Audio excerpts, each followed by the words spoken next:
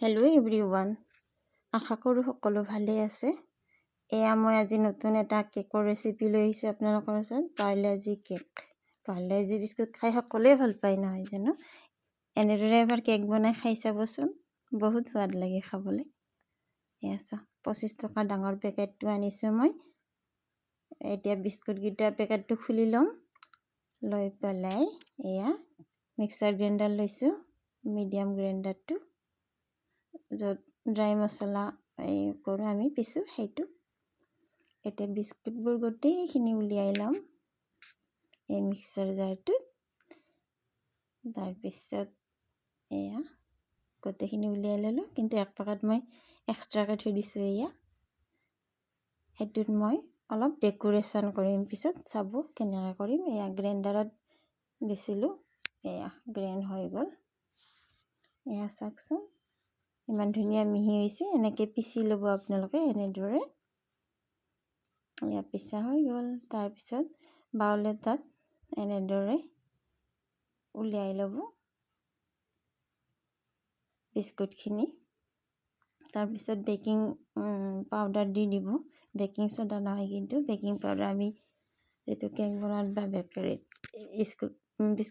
Biscuit আদি বনোৱাত use কৰে সেইটো।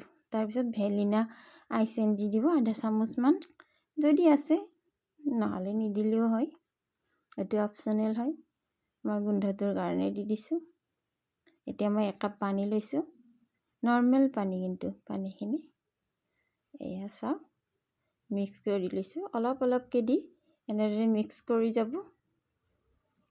এয়া যাতে গুটি গুটি নহয় আৰু ধুনীয়াকৈ বস্তুখিনি মিক্স হৈ যায়। এয়া 1 কাপ পানী মোৰ শেষ হৈ গ'ল, এনেকুৱা হ'ল।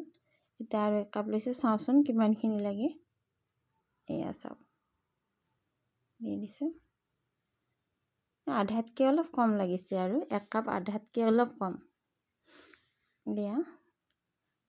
এয়া হৈ গ'ল, চাওক ইমান ধুনীয়া হৈছে, দেখিছে?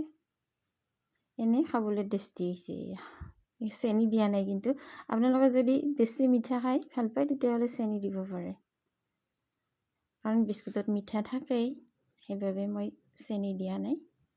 এয়া হৈ গ'ল। এতিয়া মই কুকাৰ এটা লৈছোঁ, এইটো পুৰণা কুকাৰ হয় মোৰ।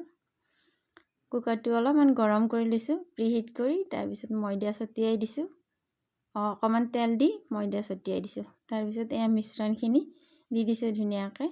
তাৰপিছত এনেদৰে থপথপাই দিছোঁ 4-5 বাৰ। এয়া তাৰপিছত ঢাকনিখন মাৰি টাৱাখন দি দিছোঁ জুইত, ল' ফ্লেমত। টাৱাৰ ওপৰত কুকাৰটো দি দিছোঁ। এয়া চাওক, এয়া মই যে এক্সট্ৰাকৈ ৰাখিছিলোঁ বিস্কুট পেকেট, এয়া এনেদৰে মিক্স কৰি, এইখিনি অকণমান গাখীৰেদি মিক্স কৰি লৈছোঁ, লৈ পেলাই অকণমান ফ্ৰিজত থৈ দিছিলোঁ। এয়া চাওক, কেকটো হৈ গ'ল। এয়া 20 মিনিট পিছত কেকটো ধুনীয়াকৈ হৈ যাব। এয়া গতিকে বেছি ডাঙৰ নহয়। এয়া চাওক, তাৰপিছত এয়া থাল এখন উলিয়াই লৈছোঁ, দেখিবলৈ ইমান ধুনীয়া হৈছে ন, খাওঁ খাওঁ লাগিছে। এয়া চাওক, এইখিনি যে মই থৈ দিছিলোঁ ফ্ৰিজত, এয়া বিস্কুট পেকেটৰে এনেদৰে ভৰাই অকণমান ডেকোৰেশ্যন কৰি দিছোঁ। ঘৰতহে খাম, আৰু মই ভালদৰে ডেকোৰেশ্যন কৰিবও নাজানো কেকৰ। এয়া চাওক, এনেদৰে দি দিছোঁ। এয়া চাওক, আপোনালোকে ক্ৰীমেৰেও কৰিব পাৰে ডেকোৰেশ্যন কৰিলে। এয়া চাওক, হৈ গ'ল।